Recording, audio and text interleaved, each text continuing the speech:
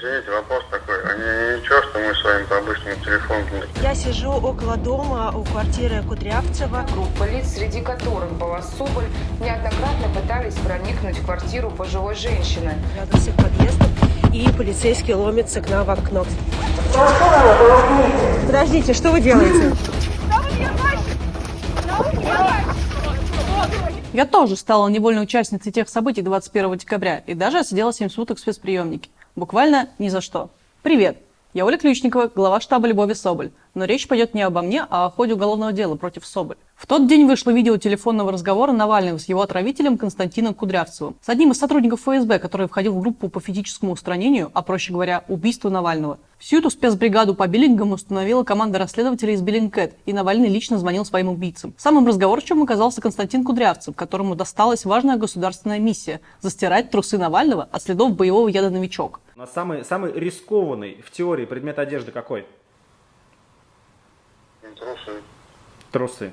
Соболь пришла к его дому, чтобы с ним поговорить. Вместо Кудрявцева вышла его теща, которая потом, через несколько дней, заявила, что Соболь якобы ворвалась в ее квартиру, применяла к ней насилие и заставила испытывать моральные страдания. В итоге против Соболь, которая собирается участвовать в выборах в Госдуму в сентябре этого года, завели, а точнее сфабриковали уголовное дело. В нем куча несостыковок и процессуальных нарушений, и это дело явно политическое. По нему ей грозит до 2 лет лишения свободы. И сейчас я расскажу, почему это уголовное дело буквально состряпано из воздуха. Как вы себе представляете вторжение в частную собственность?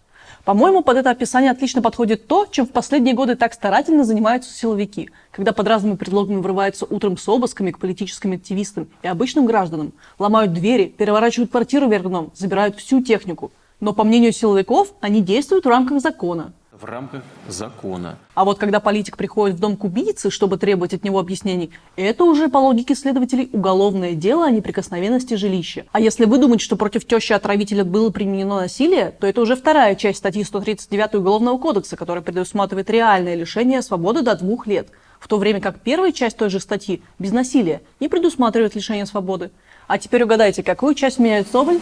Правильно, ту, что с насилием. Хотя сама Галина Субботина, теща отравителя Кудрявцева, по заявлению которой возбуждено дело, на первом и втором объяснении заявила, цитата, «Материальный и физический вред мне не причинены. От действия неизвестной я испугалась». Зато через месяц Субботину будто подменили. На допросах человек со средним образованием заговорил как студент юридического факультета, используя специальные обороты, такие, например, как процессуальные мероприятия. Очевидно, что ей подсказывают, как себя надо вести и что писать. Билет номер 9. Прием. Что вы сказали? Например, к травматологу теща Кудрявцева обратилась только спустя 9 дней со всех событий. А еще такой вопрос. Как вы думаете, сколько силовиков расследуют это поистине грандиозное преступление века? 6. 6 следователей работают по делу небольшой тяжести, а оперативно-розыскную деятельность проводит аж генерал-майор с Петровки 38. Только пусть дома сидит и носа не высовывает. И каждому из них нужно изображать активную деятельность, иначе зачем все это? В одной из экспертиз сотрудники так постарались, что обнаружили в квартире 38 отпечатки моих пальцев. При этом даже теща Кудрявцева сказала, что Соболь заходил только в квартиру 37. Да, в квартире меня не было, зато побывала в спецприемнике, так что мои отпечатки лучше поискать там. Вы когда-нибудь слышали, чтобы по пустяковым делам следователи проводили экспертизы ДНК? Да их же с места не сдвинешь, когда происходит настоящее преступление. Но эти бравые соколы Бастрыкина искали ДНК Соболь и на дверных ручках, и на кофте Субботиной. Правда, ничего найти не смогли. Кстати, по поводу экспертов. Следователи каждый раз отказывали в том, чтобы привлечь к делу независимых экспертов. Например, экспертизу видео из помойного телеграм-канала «Товарищ майор». В деле даже есть его черно-белый скриншот. Вопрос адвоката, откуда это видео, каковы его метаданные, есть ли в нем склейки, все это просто игнорировалось. Еще теща Кудрявцева говорила, что двери 37-й квартиры всегда держат открытыми. А на вопрос Соболь, можно ли войти и поговорить с ее сыном, ответила утвердительно. Ну, поговори. Должно быть, в это время и начались ее нравственные страдания. Но об этом мы вряд ли узнаем, потому что в проверке Субботиной на детекторе лжи следователи отказали. А что мы все про тещу да про тещу? Где в этом деле сам Константин Кудрявцев, спросите вы? Вот нам тоже интересно, ведь квартира 37, в которую по версии следствия проникла особо опасная Соболь, по всем документам и выпискам из Росреестра принадлежит ее зятю Кудрявцеву. Купил он ее примерно через 2 месяца после покушения на убийство Навального. За 7 миллионов рублей. Эй, следователи, вам не кажется, что такие совпадения как раз по вашей профессиональной части? Но для них Кудрявцев неуловим. Его даже нет в деле, его хотя бы формально должны были допросить. На вопрос следователя установить его местонахождение в деле лишь пустой рапорт. Все-таки раньше следователи работали более самоотверженно. При расследовании убийства Немцова сотрудник СК хотя бы к дому Геремеева подходил и даже в дверь позвонил. Правда, ему никто не открыл, и следователю пришлось уйти. Вообще за Кудрявцева теперь отдувается вся семья.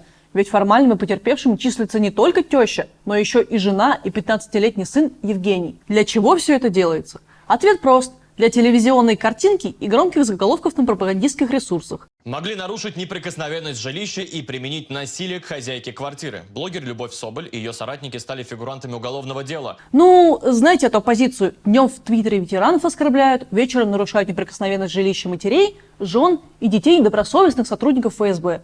Такой вот глава семейства Константин Кудрявцев. Сначала он стирал трусы, а теперь вся семья отстирывает его репутацию. Что мы получаем в итоге? Еще одно показательное сфабрикованное дело, наряду с делом о Фраше или с делом о клевете на ветерана, или с кучей дел по митингам, где людей сажают без разбора и ни за что. Таким образом, бункерный дед посылает в общество сигнал.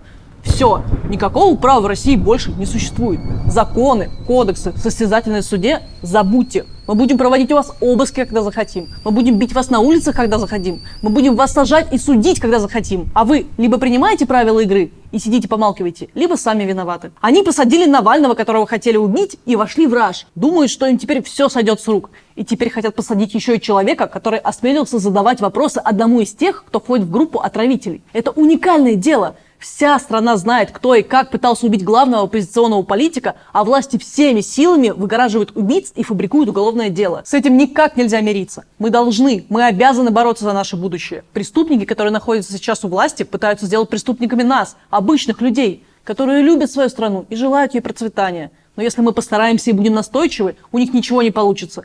Мы, в свою очередь, несмотря на давление, будем и дальше продолжать свою работу. И правда обязательно восторжествует.